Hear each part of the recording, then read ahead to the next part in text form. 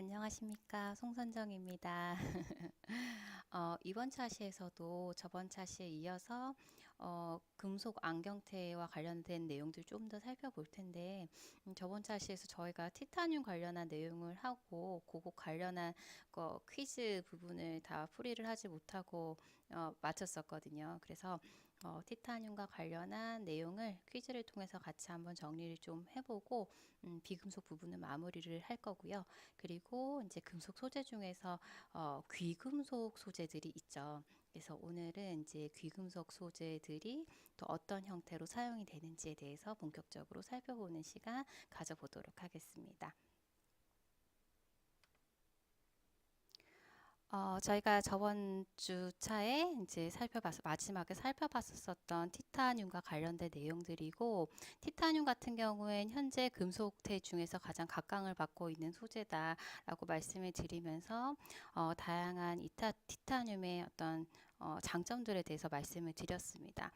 너무 좋은 장점들이 많았지만, 이제 첫 번째로 일단 금속 중에서 비교적 가벼운 편이었었고, 다른 어떤 것보다도 지금 티타늄 같은 경우는 굉장히 융점도 높고 강하고, 그리고 이제 안경테로 사용됐었을 때의 경도도 물론 이제 좋은 상태로 이제 사용이 되는 거고, 근데 그것보다도 좀 특이한 사항이 이런 사항들이 있었었죠.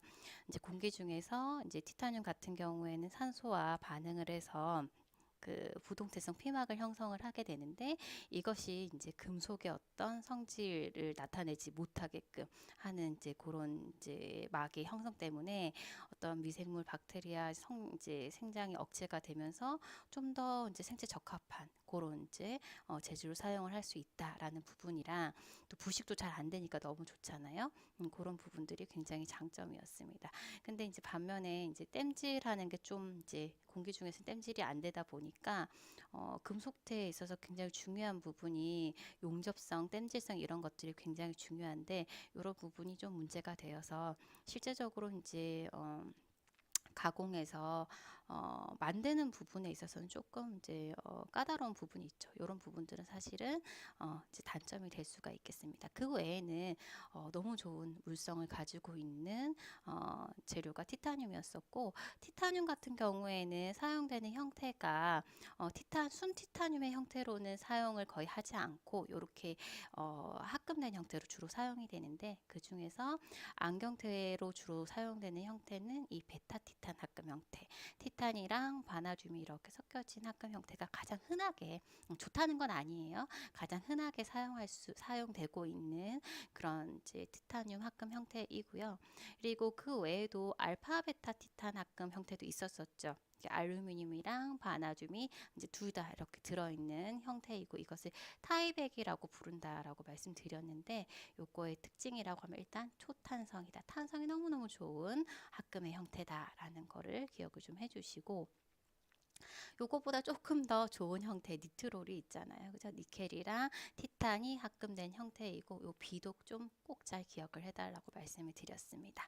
지금 이름에서도 아실 수 있다시피 탄성도 너무 좋은 데다가 일정 온도에서 그 형태를 기억하고 돌아오는데, 그 일정 온도가 이제 일반적으로 저희가 이제 지내고 있는 이 일상생활의 온도가 이제 이 태가 자기의 형태를 기억하는 그 온도 범위에 포함이 되고 있기 때문에 뭐 여기에서 이렇게 뭐 휘고 구부리고 해도 원래대로 잘 돌아오는 거죠.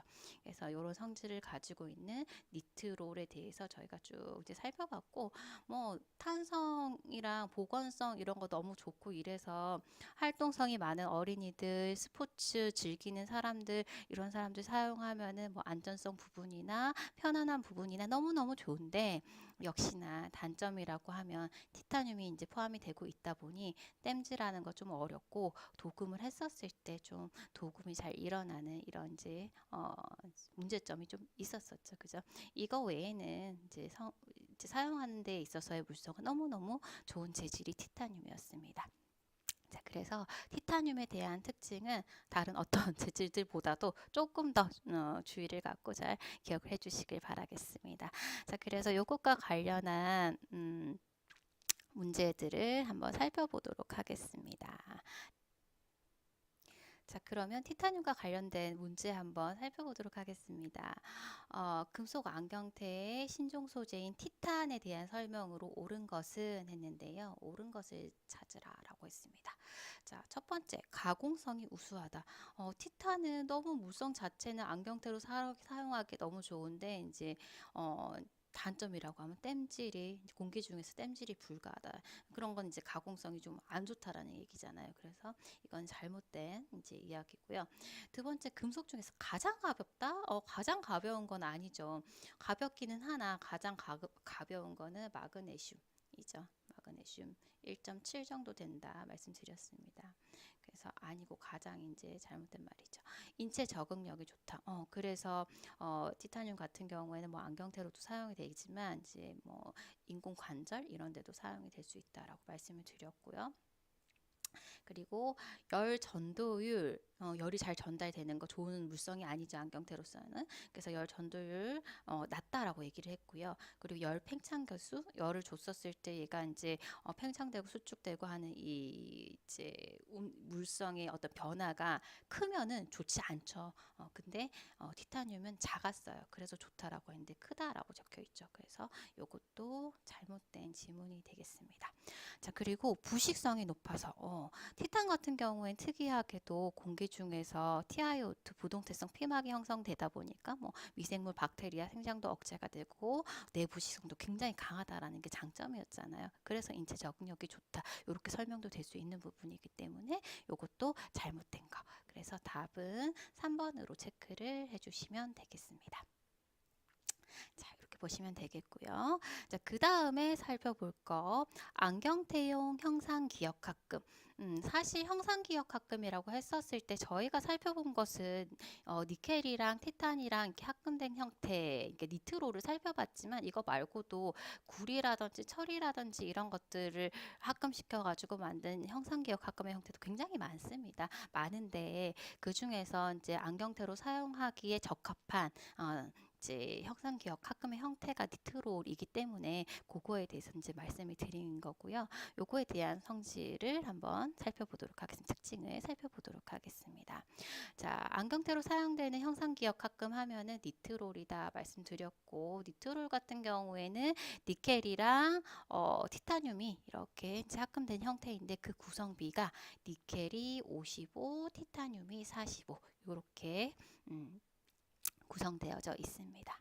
자, 일정 온도에서 형상이 복원되나 맞는 말이고 충격에 약하다 이 지문이 잘못된 얘기죠. 이 내용이 충격에도 강합니다. 그죠? 충격 흡수를 잘한다. 그래서 안상의 방지에도 도움이 되는 그래서 뭐 스포츠용이라든지 이런 경우에도 사용하기 적합한 소재다라고 말씀드렸습니다. 자, 그리고 스포츠용, 어린이용, 노안경 제작에 적합하다. 특별히 뭐 노안경 제작이라고 했었을 때 이 노안경이 들어갈 의미는 이제 크게 없으나 이 내용이 맞기 때문에 이것도 맞다라고 보셔야 되겠죠. 그래서 여기는 옳은 것 해야 되기 때문에 3번으로 일단 체크를 하시면 되겠네요. 자, 생체 친화성이 불량하여 이거 아니죠, 그죠? 생체 친화성, 생체 적응력 좋다라고 말씀드렸습니다. 자, 그리고 마르텐사이트 변태성 합금이므로 큰 변형이 있으면 복원력이 떨어진다. 이 형상기억 합금을 이제 설명을 할 때 오스텐사이트, 마르텐사이트는 이 약간 열을 줬었을 때 이 물성이 변하는 거에 대한 설명이 있는데 일단 요거 같은 경우에는 변태성 합금이므로 큰 변형이 있었을 때 복원력이 좋다라고 해야 됩니다. 특별하게 뭐 요거까지는 기억을 하시지 않으셔도 되지만 뒤에 있는 요 내용 자체가 잘못된 얘기이기 때문에 요것도 잘못된 지문으로 이제 보시면 되겠습니다. 그래서 답은 여기에서 일단 3번으로 체크를 하시면 되겠습니다. 자, 요렇게 해서 티탄까지 정리를 해봤고요. 저번 차시 그리고 조금 전에 이제 저희가 이제 티타늄까지 요렇게 정리를 해서 안경테로 사용되는 비금속 재료들에 대한 어떤 특성들을 살펴봤었습니다. 당연히 안경테로 사용하기 적합한 물성들을 다 가지고 있는데 또 그 마다마다의 또 이제 단점이 하나씩 있기도 하고 했었잖아요. 그래서 순서를 이렇게 좀 두고 기억을 하시는 게 좋을 것 같아요. 제가 처음에 구리합금, 그러니까 동합금이라고 하는 구리합금서부터 니켈합금, 알루미늄계 합금, 마그네슘 합금 설명드리고, 그리고 티타늄 설명드리면서 티타늄 합금 형태인 니트롤 이런 식으로 설명을 드렸거든요. 계속적으로 이제 안경테로 적합한 그런 물성을 가질 수 있는 소재들이 이제 개발되어 온 그런 이제 순서고, 당연히 이제 최근에 많이 사용하고 있는 이런 티탄 합금 형태가 가장 이제 좋은 형태가 되겠죠. 그렇지만 이제 뭐 좋기는 하지만 아무래도 이제 그런 것들은 고품위의 어떤 태로 취급이 되는 거고, 여전히 소지 금속으로는 구리 합금의 형태도 사용이 되고 있고 니켈 합금의 형태도 다 사용이 되고 있기 때문에 그것들의 이제 특성들에 대해서는 좀 구분을 하셔가지고 기억을 해주시면 되겠습니다. 그래서 다양한 비금속 재료들 종류, 특성 기억해 주시면 되겠습니다. 자, 이렇게 살펴봤고요. 자, 이번 차시에서 저희가 살펴볼 내용은 이제 금속 안경테 중에서 귀금속 재료들을 살펴볼 건데요. 귀금속이라고 했었을 때 가장 흔하게 사용이 되는 게 역시나 금입니다. 금이 있고, 그리고 이제 백금도 있습니다. 백금 같은 경우에 실제적으로 플래티늄이 백금의 대표적인 이제 백색의 그 색깔을 내는 이제 백금이지만, 이거 말고도 같이 백금족 원소로서 여러 가지가 또 있거든요. 그런 것들에서의 어떤 이제 주로 사용되는 안경테에서 주로 사용되는 그 재료의 특성 이런 것들 좀 살펴볼 거고, 실제적으로 이런 귀금속 같은 경우엔 귀금속을 100%로 해서 사용되지는 않습니다. 왜냐면은 이제 뭐 비싸기도 하거니와 좀 요것만으로 했었을 때는 또 안경테로서의 물성을 만족을 하지 못하기 때문에 대부분 금 합금의 형태라든지 금 합금도 거의 사용되지 않아요. 보통 이렇게 피복하는 형태 금 피복이나 가장 많이 사용되는 형태는 금 도금의 형태로 보통 사용이 되거든요. 그래서 이런 것들을 재료로 해가지고 이렇게 사용이 되기 때문에 기본적으로 사용되는 귀금속 재료들에 대해서 간단하게 살펴보고, 이것들을 어떤 형태로 실제 안경테에 적용을 시켜서 사용하는지 그 방법에 대해서 살펴보고, 그것들 방법들에 따른 특징, 장단점이 있겠죠. 자, 귀금속 소재로 사용되는 재료들 살펴보시게 되면은 가장 흔하게 사용되는 재료가 금이죠. 금 같은 경우에는 뭐 산에도 강하고, 그리고 화학적인 어떤 다른 어떤 물질들에도 본래 성질을 잃지 않는데 화학성도 좋고, 그리고 열에도 강하고 인체 친화적이고 하기 때문에 사실은 뭐 안경테뿐만이 아니라 저희 뭐 이렇게 이런 이제 그 어떤 뭐 장신구에도 많이 사용이 되잖아요. 그죠?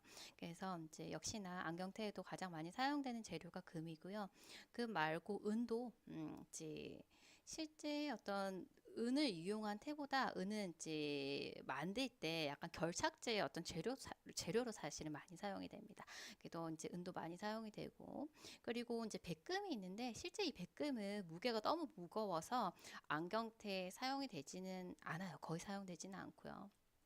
근데 이제 백색 금의 어떤 그런 고광택, 은백색 느낌이 이제 아름답다 보니까 이제 언급이 되긴 하지만 실제적으로 안경테는 거의 사용되지 않고, 이것과 같은 어떤 컬러감을 내줄 수 있는 여러 가지 백금적 원소들이 있죠. 뭐 로듐이나 이리듐, 이테듐, 루테듐 이런 것들이 있어요. 그래서 요 전부 다 이제 백금적 원소들이거든요. 그래서 이런 것들은 이제 백색의 어떤 광택을 내는 그런 이제 귀금속 소재들이다. 그래서 크게 이제 사용되는 귀금속 소재라고 했었을 때는 금, 은, 백금을 포함한 백금족 원소 요 정도를 이제 크게 분류를 해주시면 좋겠고, 그리고 이제 귀금속 같은 경우에는 요것들을 100%로 해서는 거의 사용하지 않는다.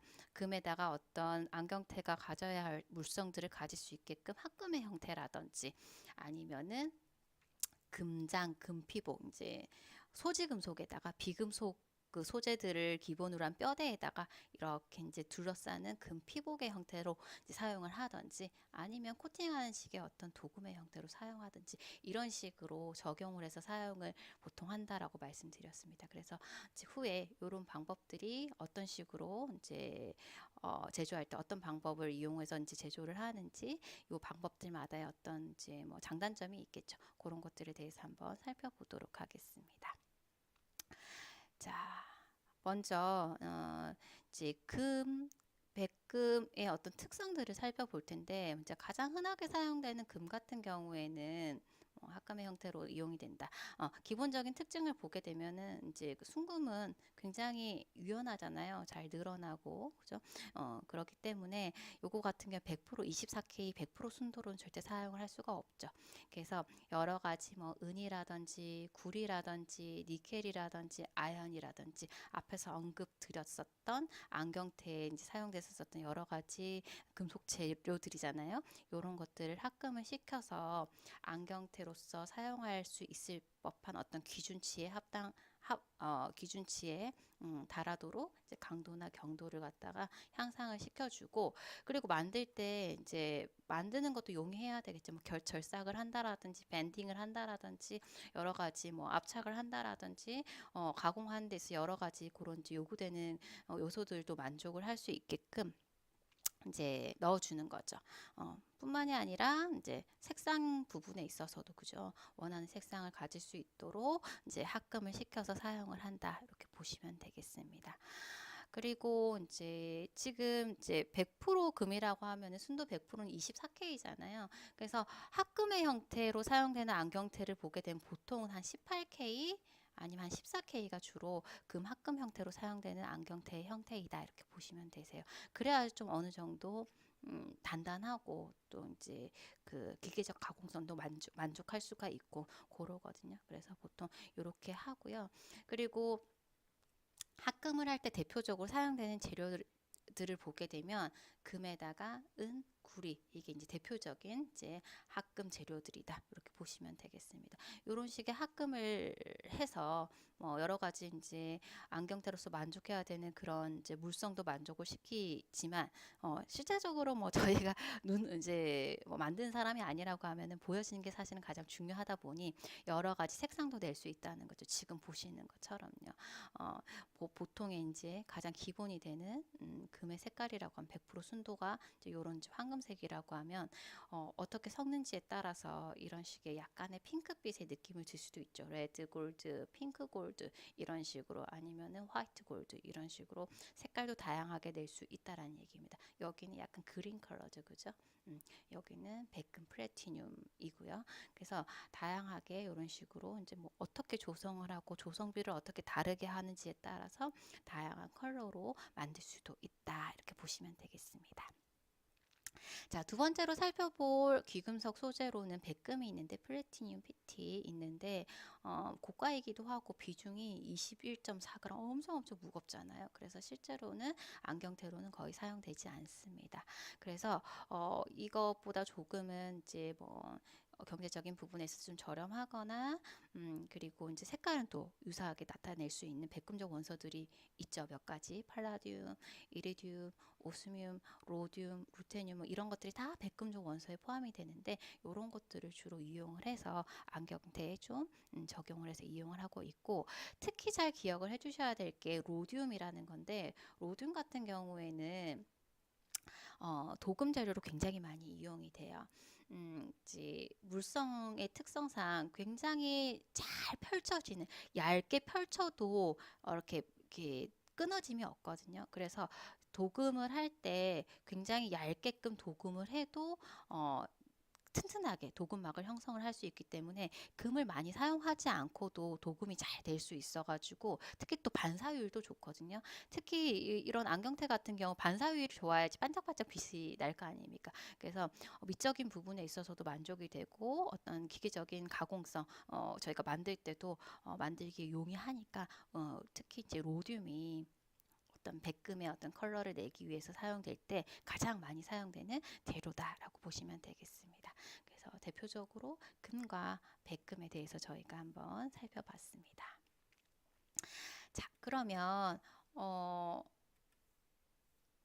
지금 보시게 되면은 금 같은 경우에 합금을 어떻게 시키느냐에 따라서 다양한 컬러를 낼 수 있다라고 말씀을 드렸는데 지금 보시게 되면은 첫 번째 아까 그 대표적으로 합금의 형태로 사용이 되는 게 금이랑 은이랑 그리고 구리 요 세 가지가 있다라고 말씀드렸었죠.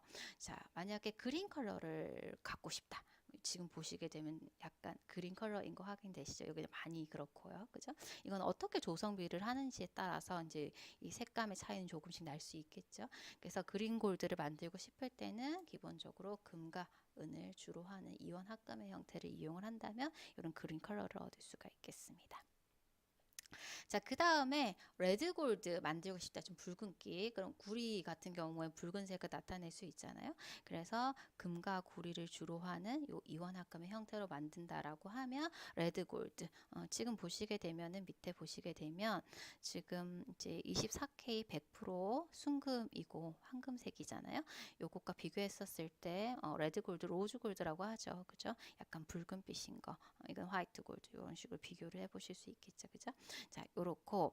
자, 요거가 더불어서 먼저 핑크 골드부터 한번 살펴볼까요? 핑크 골드 같은 경우 레드 골드보다는 조금 붉은기가 좀 이제 덜하잖아요. 그래서 여기에는 어떤 게 꼭 포함이 되어 있어야 되느냐 하면 니켈이 꼭 포함이 되어 있어야 돼요.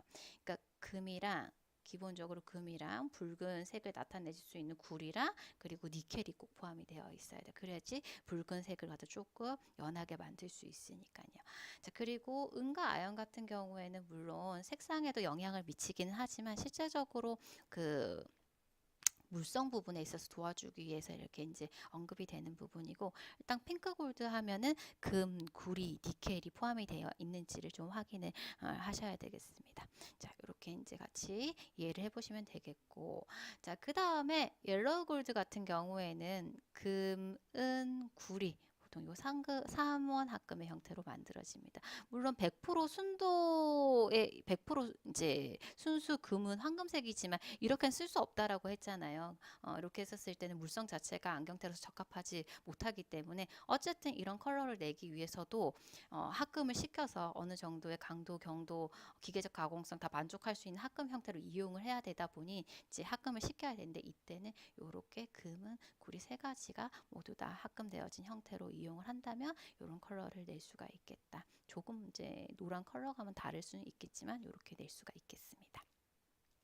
자, 그 다음에 화이트 골드, 이제 백금을 대용할 수 있는 그런 이제 합금 형태라고 보시면 되겠죠. 자, 흰색을 내기 위해서는 조금 전에 저희가 살펴봤지만 니켈이 들어가야 된다라고 말씀드렸었고, 팔라디움계도 있어요. 팔라디움 자체도 백금적 원소잖아요. 이걸 갖다가 섞어서 해준다고 하면 흰색을 띌 수가 있거든요.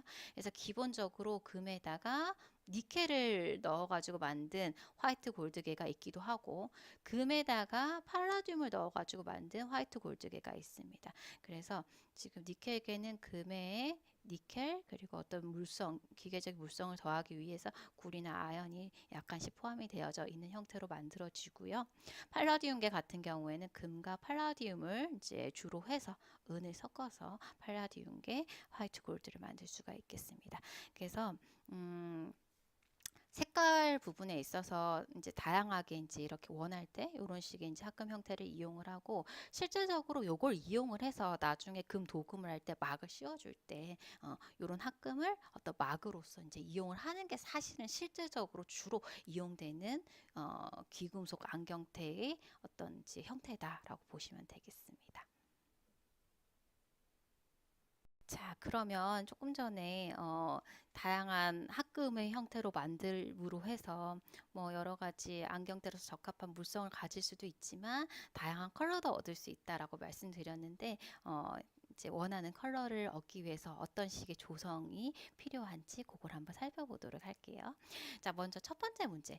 18K 화이트 골드 성분 금속 100분율로 옳은 것은 했습니다. 일단 지금 보게 되면은 18K라고 했었을 때 순도가 24K 100%가 아니잖아요. 그러면은 먼저 금이 얼마만큼 이제 조성이 되어 있는지, 전체에 있어서 조성이 되어 있는지 확인을 해볼 필요가 있는데, 지금 여기 지문 전부 다 75%라고 되어 있네요. 만약에 좀 다르다라고 하면 계산을 하셔야 되세요. 100%가 24K니까 18K는 퍼센테이지로 했었을 때 몇 프로가 되는지 계산을 이제 하셔야 되는 거죠. 여기에서는 75%가 되겠죠. 다 이제 나와 있으니까.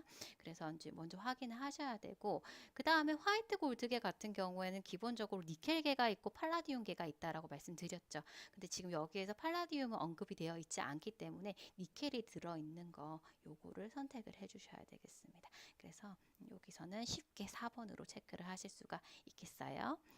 이렇게 찾아보실 수 있고, 자, 요것과 유사하게 두 번째 문제는 12K 핑크 골드라고 했습니다. 일단 12K라고 했기 때문에 금이 전체에서 얼마나 차지하고 있는지 계산을 해보면 전체 100%가 24K라고 하면 12K는 역시 백분율로 계산하면 50%잖아요. 그죠? 그럼 여기 지문에서 50% 되어 있는 거 체크하시면 되겠네요. 너무 감사하게도 하나밖에 없네요. 답은 일단 4번일 텐데, 일단 확인, 요렇게 뭐 만약에 50% 되어 있는 게 여러 개가 있다라고 했었을 때는 조성하고 있는 이 구성 비율을 한번 따져 보셔야 되세요. 일단 핑크 골드라고 해서 기본적으로는 이제 구리가 들어 있어야 될 거고, 그리고 흰색을 나타낼 수 있는 니켈이 들어 있어야 되겠죠. 물론 니켈 대신에 팔라디움이 들어 있을 수도 있습니다.